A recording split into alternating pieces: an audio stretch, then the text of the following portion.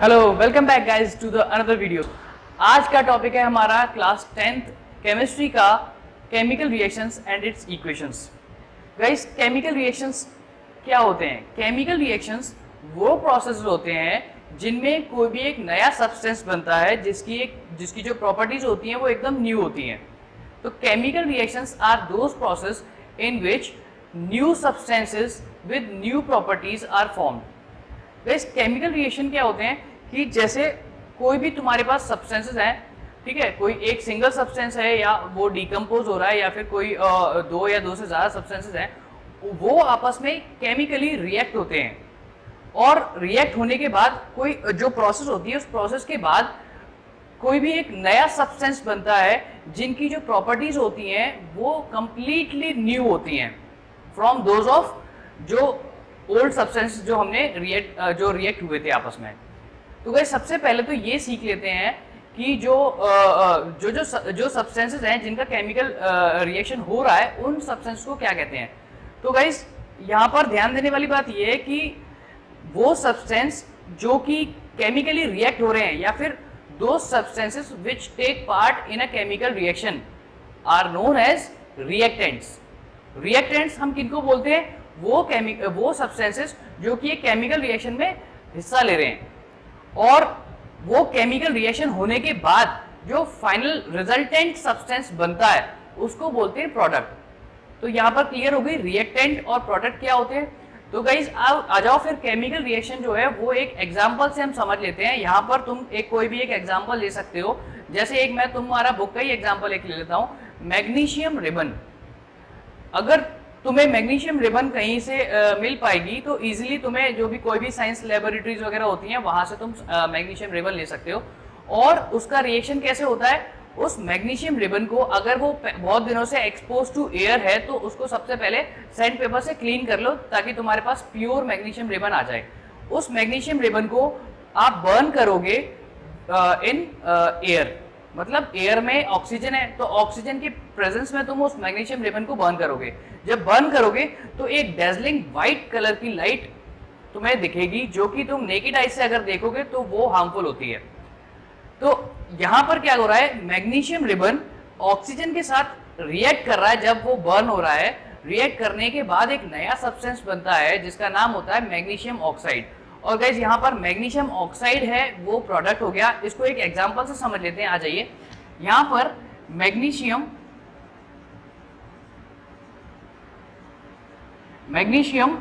Plus oxygen heat, मतलब यहां पर बर्न कर रहे हो ना, तो जब ये हीट होंगे तो मैग्नीशियम रिएक्ट करेगा ऑक्सीजन के साथ और फिर वो बनाएगा मैग्नीशियम ऑक्साइड। तो गाइज, यहां पर प्रोडक्ट हो गया ये और ये दोनों हो गए रिएक्टेंट्स। गाइज, यहां पर ध्यान देने वाली बात ये है कि जो प्रोडक्ट होता है, प्रोडक्ट की जो प्रॉपर्टीज होंगी वो कंप्लीटली न्यू होंगी। वो जो प्रोडक्ट तुम्हारे पास मैग्नीशियम ऑक्साइड है, ये मैग्नीशियम ऑक्साइड मैग्नीशियम की प्रॉपर्टीज नहीं दिखाएगा, ऑक्सीजन की प्रॉपर्टीज नहीं दिखाएगा। Magnesium oxide completely new substance है जो कि कंप्लीटली न्यू प्रॉपर्टीज को शो करेगा। तो गाइज, यहां पर ये तो हो गया एग्जांपल एक केमिकल रिएक्शन का, और ये जो एग्जांपल है ये एक साइंस लेबोरेटरी से रिलेटेड है। हमारे डेली लाइफ में भी बहुत सारे एग्जांपल्स हमको देखने को मिलते हैं। जैसे ह्यूमन बॉडी के अंदर भी होता है डाइजेशन ऑफ फूड, ये भी एक केमिकल रिएक्शन है।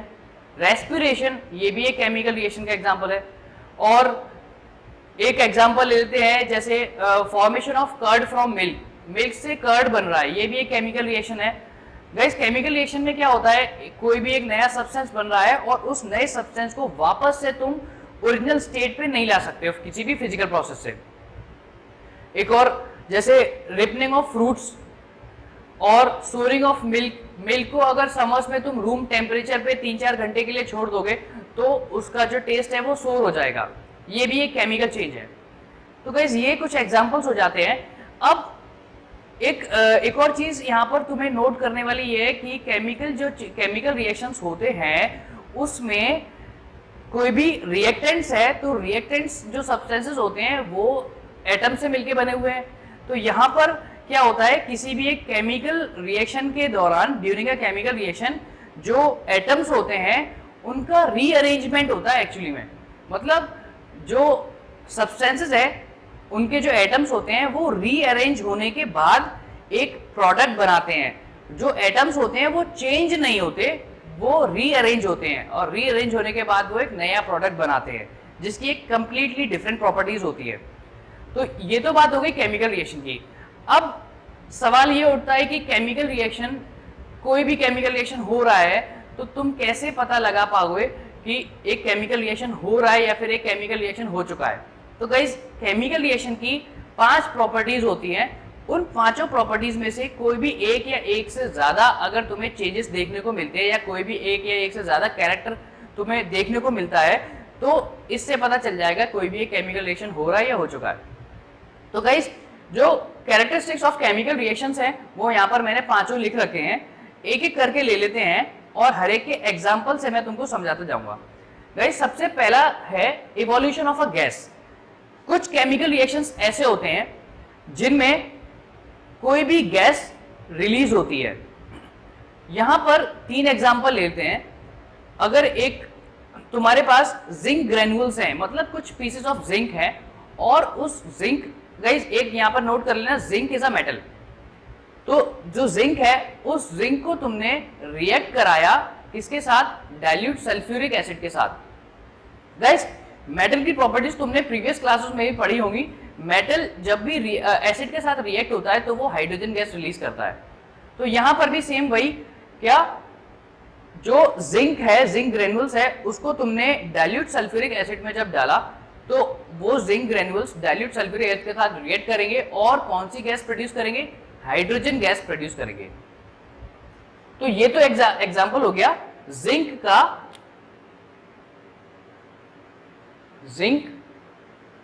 जिंक ग्रेन्यूल्स किसके साथ, डाइल्यूट सल्फ्यूरिक एसिड।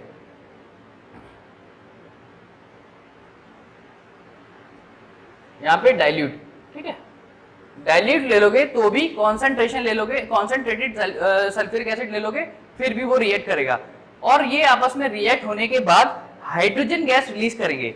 तो गाइज, ये तो बात हो गई जिंक और सल्फ्यूरिक एसिड की, जहां पर हाइड्रोजन गैस रिलीज हो रही है। एक और एग्जांपल ले लेते हैं, मैग्नीशियम।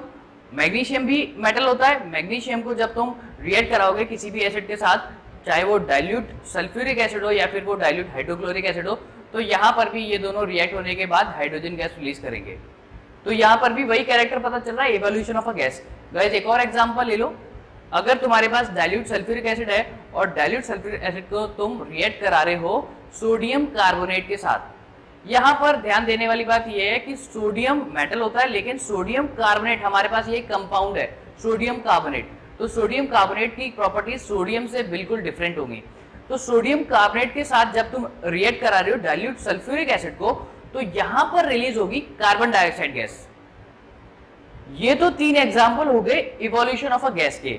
तो यहाँ पे हमें पता चलता है कि कुछ केमिकल रिएक्शंस ऐसे होते हैं जहां पर कोई भी गैस इवॉल्व होगी, और जिससे हम ये पता लगा पाएंगे कि केमिकल रिएक्शन हो रहा है। गाइस, नेक्स्ट पॉइंट आता है formation of a precipitate. Next point को समझने से पहले प्रेसिपिटेट वर्ड का मतलब समझ लो।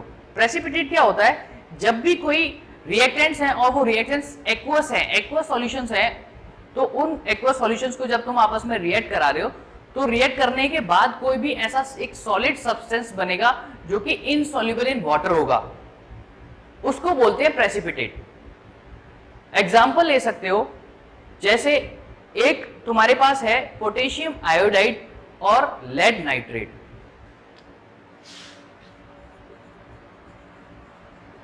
पोटेशियम आयोडाइड और लेड नाइट्रेट। गाइस, यहां पर पोटेशियम आयोडाइड और लेड नाइट्रेट इन दोनों का एक्वस सॉल्यूशन है। जब तुम आपस में इनको रिएक्ट कराओगे या रिएक्ट ये जब करेंगे, तो रिएक्ट करने के बाद तुम्हारा प्रोडक्ट एक बनेगा जो कि लेड आयोडाइड नाम से आएगा। ये जो लेड आयोडाइड है, ये एक येलो कलर का प्रेसिपिटेट बनाएगा जो कि इनसॉल्युबल इन वाटर होता है, ठीक है। तो ये एक एग्जांपल हो गया। एक और एग्जांपल तुमने पहले भी कभी पढ़ रखा होगा प्रीवियस क्लासेस में कि एक जो लाइम वाटर होता है, ठीक है, उस लाइम वाटर में जब कार्बन डाइऑक्साइड गैस को पास कराओगे तो वहां पर भी व्हाइट कलर का प्रेसिपिटेट बनता है। गाइस ये दो एग्जांपल हो गए, एक एग्जांपल और ले लेते हैं। यहां पर पहले सेकंड वाले एग्जांपल को मैं लिख देता हूं, तुम्हें याद रहेगा। Lime water plus carbon dioxide gas, यहां पर भी ये जब रिएक्ट होने के बाद एक व्हाइट कलर का व्हाइट प्रेसिपिटेट बनाएंगे। गाइस अब ले लेते हैं एक और एग्जांपल इसका, जिसमें एक सब्सटेंस होता है डाइल्यूट सल्फ्यूरिक एसिड और दूसरा सब्सटेंस होता है बेरियम क्लोराइड। इन दोनों को जब रिएक्ट कराओगे तो एक नया सब्सटेंस बनेगा बेरियम सल्फेट नाम से। Dilute sulphuric acid plus barium chloride जब ये रिएक्ट करेंगे तो जो प्रोडक्ट बनेगा वो बेरियम सल्फेट नाम से बनेगा, जो कि व्हाइट प्रेसिपिटेट फॉर्म करता है। गाइस ये तीनों एग्जांपल हो गए आपके। अब बढ़ते हैं नेक्स्ट टॉपिक की ओर, जो कि होता है चेंज इन कलर। तो यहां पर भी कुछ केमिकल रिएक्शंस ऐसे होते हैं जिनमें कलर का चेंज होता है। जब प्रोडक्ट एक आपका नया बनेगा तो उस प्रोडक्ट का कलर ही चेंज हो जाएगा। यहां पर भी हम दो एग्जांपल ले लेते हैं और दो एग्जांपल की मदद से इनको समझते हैं। एक सब्सटेंस होता है पोटेशियम परमैंगनेट सॉल्यूशन, जो कि ओरिजिनली पर्पल कलर का होता है। Potassium permanganate solution purple colour का होता है ओरिजिनली, और ये जब सिट्रिक एसिड के साथ रिएक्ट करेगा, सिट्रिक एसिड कोई भी तुम्हारे पास जैसे ऑरेंजेस होते हैं, ठीक है, लेमन, यहाँ पर क्या हो गया, सिट्रिक एसिड मिल गया तुम्हें। सिट्रिक एसिड के साथ जब पोटेशियम परमैंगनेट सॉल्यूशन रिएक्ट कर रहे हैं, तो रिएक्ट करने के बाद जो पोटेशियम परमैंगनेट का ओरिजिनल कलर जो था पर्पल, यहाँ पर कलर चेंज हो जाएगा। जो प्रोडक्ट बनेगा वो कलरलेस हो जाएगा। पहले पोटेशियम परमैंगनेट पर्पल कलर का था, जब तुमने उसमें सिट्रिक एसिड डिसॉल्व किया तो उसके बाद रिएक्ट करने के बाद ये कलरलेस हो जाएगा। गाइस एक और एग्जांपल लेते हैं यहाँ पर कि तुम्हारे पास है पोटेशियम डाइक्रोमेट जो कि एसिडिफाइड है। पोटेशियम डाइक्रोमेट जो कि एसिडिफाइड है, और यहां पर तुमने क्या किया, इस पोटेशियम एसिडिफाइड पोटेशियम डाइक्रोमेट में सल्फर डाइऑक्साइड गैस पास कराई। सल्फर डाइऑक्साइड गैस जब पास कराई तो यहां पर क्या होगा, पहले जो एसिडिफाइड पोटेशियम डाइक्रोमेट सॉल्यूशन जो था वो तुम्हारा था ऑरेंज कलर का, पहले था। उसके बाद जब तुमने सल्फर डाइऑक्साइड गैस पास कराई तो बाद में ये हो गया ग्रीन कलर का। पहले वो ऑरेंज कलर का था, ऑरेंज कलर के होने के बाद वो ग्रीन कलर का हो गया जैसे ही तुमने उसमें सल्फर डाइऑक्साइड गैस को पास कराया। गाइस ये दो एग्जांपल हो गए, यहाँ पर चेंज इन कलर हो गया। अब नेक्स्ट टॉपिक की ओर बढ़ते हैं, चेंज इन टेम्परेचर। गाइस कुछ केमिकल रिएक्शंस ऐसे भी होते हैं जिनमें जब कोई भी केमिकल रिएक्शन हो रहा होगा या तो उस टाइम क्या होगा कि जो केमिकल रिएक्शन हो रहा है तो उस टाइम पे हीट एनर्जी या तो इवॉल्व होगी या एब्जॉर्ब होगी, या प्रोड्यूस होगी या एब्जॉर्ब होगी। तो अगर हीट एनर्जी किसी भी केमिकल रिएक्शन के टाइम पर इवॉल्व हो रही है या प्रोड्यूस हो रही है तो ऐसे रिएक्शंस को हम कहते हैं एक्सोथर्मिक रिएक्शंस। जहां पर एक्सोथर्मिक मतलब थर्मल मतलब हीट और एक्सो मतलब एग्जिट। यहां पर जब किसी भी केमिकल रिएक्शन के टाइम पर कोई भी हीट जो है वो एग्जिट हो रही है या इवॉल्व हो रही है तो वो हो गया एक्सोथर्मिक रिएक्शन। और अगर हीट एनर्जी एब्जॉर्ब हो रही है, इवॉल्व नहीं, प्रोड्यूस नहीं, एब्जॉर्ब हो रही है, तो वहां पर क्या होता है, उसको बोलते हैं एंडोथर्मिक रिएक्शन। जैसे एक एग्जांपल ले लेते हैं एक्सोथर्मिक रिएक्शन का। पहले गाइस लाइम वाटर या क्विक लाइम या लाइम, ये तो तुम जानते हो क्या होता है। लाइम और क्विक लाइम, इनको जब मैं वाटर इनमें ऐड करूंगा तो फिर उसका नाम हो जाता है स्लेक्ड लाइम। पहले वो लाइम था, जब मैंने वाटर ऐड किया फिर वो हो गया, पहले वो कैल्शियम ऑक्साइड था, जब मैंने उसमें वाटर ऐड किया तो वो हो गया कैल्शियम हाइड्रोक्साइड, यानी कि स्लेक्ड लाइम। तो गाइस जब अगर तुम इसका एक्सपेरिमेंट करोगे तो एक टेस्ट ट्यूब लेना और उसमें थोड़ा सा क्विक लाइम उसमें डालो और उसके बाद उसमें थोड़ा सा वाटर डालोगे वाटर डालने के बाद जब वो केमिकल रिएक्शन होगा और केमिकल रिएक्शन के टाइम पर उस टेस्ट ट्यूब को आप जब टच करोगे तो वो बहुत सारा हीट प्रोड्यूस करेगा और वो जो टेस्ट ट्यूब है वो तुमको वार्म फील होगा और रिएक्शन के बाद जो प्रोडक्ट बनेगा वो होता है कैल्शियम हाइड्रोक्साइड या फिर स्लेग लाइट। तो यहां पर क्या हुआ, टेम्परेचर राइज हुआ, जो प्रोडक्ट है उसका टेम्परेचर राइज हुआ। तो वही में हम लोग टॉपिक पढ़ रहे हैं चेंज इन टेम्परेचर। टेम्परेचर या तो राइज होगा या फॉल होगा।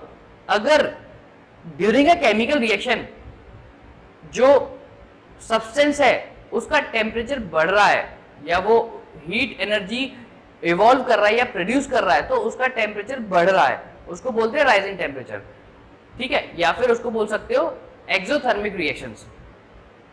और अगर उसका टेम्परेचर जो है वो फॉल हो रहा है तो वो हो गया एंडोथर्मिक रिएक्शन, यहां पर हीट एनर्जी एब्जॉर्ब हो जाती है। गाइस एक और एग्जांपल ले लेते हैं इसका, जो कि अभी थोड़ी देर पहले हमने एक ट्राई किया था।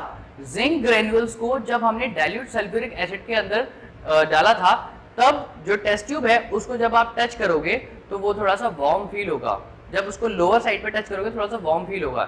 ये भी एक्सोथर्मिक रिएक्शन का एग्जांपल है, यहाँ पर भी टेम्परेचर राइज हो रहा है। ये दो एग्जांपल हमने ले लिए टेम्परेचर राइज के। अब टेम्परेचर फॉल का भी एक एग्जांपल ले लेते हैं। यहाँ पर आपको दो सब्सटेंस लेने हैं, बेरियम हाइड्रोक्साइड,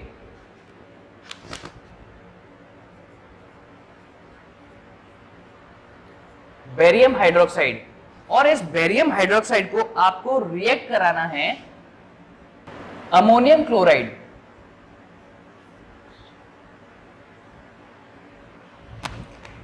बेरियम हाइड्रोक्साइड जब रिएक्ट करेगा अमोनियम क्लोराइड के साथ तो वो तीन चीजें प्रोड्यूस करेगा, अमोनिया, वाटर, लास्ट में क्या, barium chloride. Yes, barium chloride. इस रिएक्शन के बाद जो टेस्ट ट्यूब होगा वो बहुत ज्यादा ठंडा फील होगा तुमको, वो बहुत ज्यादा कोल्ड हो जाएगा। इसका मतलब क्या, यहाँ पर एंडोथर्मिक रिएक्शन हो रहा है और टेम्परेचर हो रहा है फॉल। गाइस ये हो गया हमारा change in temperature.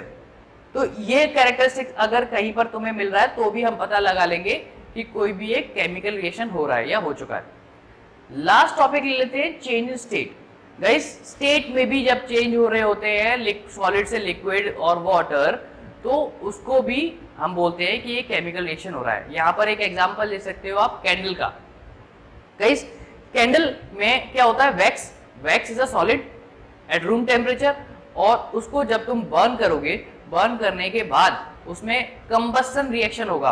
Combustion reaction के टाइम पर जब वैक्स को जो कि सॉलिड है उसको जब बर्न कर रहे हो तो लिक्विड बनेगा, वैक्स का लिक्विड बनेगा, जो कि मतलब वाटर उसमें है तो वो लिक्विड बनेगा, और उसके बाद कार्बन डाइऑक्साइड गैस रिलीज होगी। यानी कि लिक्विड सॉलिड से वाटर भी बन, सॉलिड से लिक्विड भी बन रहा है और गैस भी बन रही है। यानी कि यहाँ पर स्टेट चेंज हो रही है। पहले वैक्स की स्टेट क्या थी, सॉलिड, उसके बाद स्टेट चेंज हो गई, कुछ गैस बनी और कुछ लिक्विड बन गई। तो ये भी एक कैरेक्टर है जिससे हमें पता चल रहा है एक केमिकल रिएक्शन हो रहा है। गाइस अब एक चीज यहां पर नोट करने वाली ये है कि कुछ केमिकल रिएक्शंस ऐसे भी होते हैं जिनमें एक से ज्यादा कैरेक्टर शो होते हैं। जैसे जिंक ग्रैन्यूल का ही अगर मैं ले लूं, जिंक ग्रैन्यूल को जब हमने डाइल्यूट सल्फ्यूरिक एसिड में डाला था तो यहाँ पर एक साथ दो कैरेक्टरिस्टिक्स शो हो रहे थे। फर्स्ट क्या, evolution of a gas, hydrogen gas release हो रही थी, और सेकंड क्या, टेम्परेचर, टेस्ट ट्यूब का जब तुमने टेम्परेचर चेक किया तो वो एक्सोथर्मिक रिएक्शन हो रहा था। यहाँ पर भी दो चीजें हो रही थी। एक और एग्जांपल लेते हैं गाइस का, जो कि पोटेशियम आयोडाइड और लेड नाइट्रेट के बीच में जो रिएक्शन था, तो यहाँ पर कलर का चेंज हो रहा था, कलर रेसलेस से ये येलो हो रहा था, और यहाँ पर प्रेसिपिटेट भी बन रहा था। ठीक है, यहाँ पर प्रेसिपिटेट भी बन रहा था। तो ये कुछ केमिकल रिएक्शंस मैंने बताया ऐसे भी होते हैं जो कि एक से ज्यादा कैरेक्टरिस्टिक शो करते हैं। तो गाइस यहाँ पर आज हम सिर्फ इतनी ही बात करेंगे, केमिकल रिएक्शन क्या होता है बता दिया, कैरेक्टरिस्टिक्स ऑफ केमिकल रिएक्शन, जिससे तुम्हें ये पता लग सके कि अब केमिकल रिएक्शन हो चुका है या हो रहा है। तो ये भी टॉपिक क्लियर हो गया। आगे नेक्स्ट वीडियो में हम बात करेंगे केमिकल इक्वेशंस क्या होती हैं और उनको बैलेंस करना भी सीखेंगे। गाइस आज के लिए बस इतना ही। Thank you so much for watching.